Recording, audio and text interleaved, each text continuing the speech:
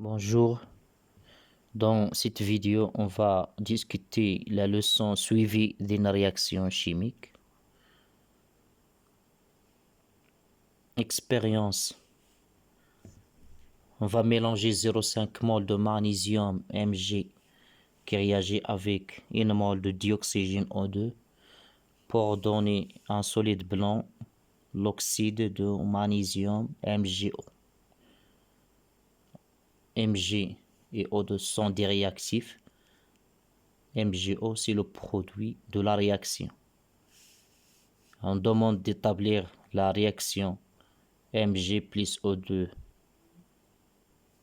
pour donner MgO. On va remplir un tableau d'avancement. Alors c'est un tableau qui permet de décrire la réaction chimique. C'est-à-dire c'est un tableau qui contient toutes les informations sur la réaction étudiée.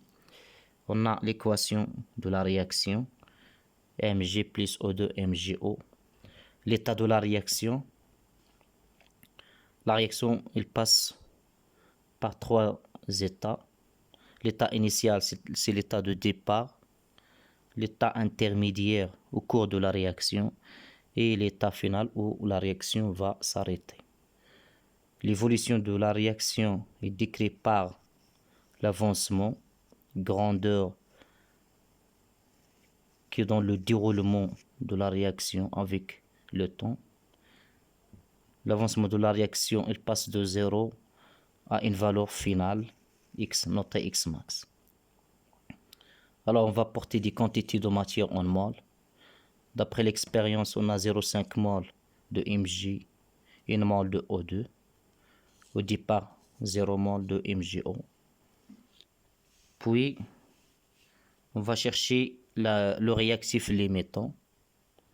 Le réactif limitant, c'est le réactif qui disparaît complètement. C'est celui qui va arrêter la réaction. Alors, soit Mg, soit O2, on va chercher comment on va trouver le réactif limitant. Puis, on va déduire la valeur de l'avancement maximal.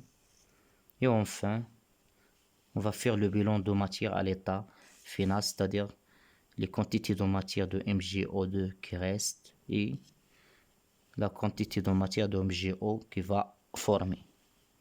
La quantité de matière finale de Mg, la quantité de matière finale de MgO et N finale de O2. Alors pour équilibrer la réaction, on va utiliser la conservation de la matière. D'après la loi de Lavoisier, rien ne se perd, rien ne se crée, tout se transforme.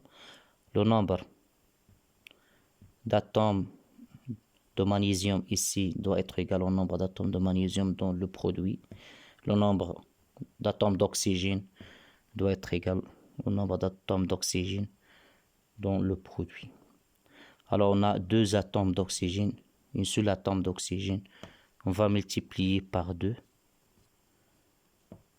On a 2 MgO. Ici par 1. 1 fois 2 c'est 2. 2 fois 1 c'est 2. Et on a 2 atomes de Mg. On va multiplier ici par 2. Donc on a équilibré l'équation de la réaction. Puis maintenant on va remplir le tableau d'avancement. Alors on a 2 Mg à O2 de MgO. La quantité de matière à l'état initial 0,5 moins 2 fois l'avancement x, parce que 2 moles de Mg réagit avec 1 mol de O2 pour donner 2 moles de MgO. Ici 0,5 moins 2x. Ici 1 moins 1x. Donc c'est x. Il y a formation de 2x. À l'état final, x arrive à la valeur maximale x max. 0,5 moins 2x max. 1 moins x max. 2x max. Alors, pour trouver le réactif limitant, on suppose que Mg, c'est réactif limitant, c'est-à-dire cette quantité de matière 0,5 moins 2x max égale à 0. On va résoudre l'équation pour trouver x max. 0,5 égale à 2x max. Alors x max c'est 0,5 sur 2. Donc 0,25 Moi, si on suppose que Mg réactif limitant. Maintenant, on suppose que O2 réactif limitant. On a 1 moins X max égale à 0. On va résoudre l'équation. Donc X max c'est 1 mol. Alors, pour déduire le réactif limitant, on va comparer entre les deux valeurs. Puisque 0,25 mol inférieur à 1 mol, alors le réactif limitant c'est Mg. Mg réactif limitant, c'est celui qui disparaît complètement et arrête la réaction. C'est Mg.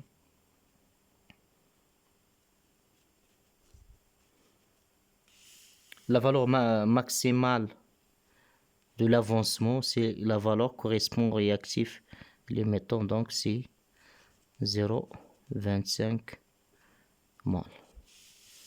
Le bilan de matière à l'état final, on a pour Mg 0,5 moins 2x max moins 2 fois 0,25, c'est 0,5 moins 0,5, donc c'est 0 mol. La quantité de matière finale de O2, c'est 1 moins X max, 1 moins 0,25, 0,75 mol. La quantité de matière de MgO formée ici, 2 fois X max, 2 fois 0,25, c'est 0,5 mol. Donc à l'état final, il y a 0 mol de Mg parce que Mg c'est réactif limitant.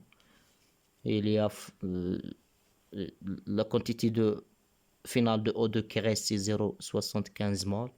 Et il y a formation de 0,5 mol de MgO.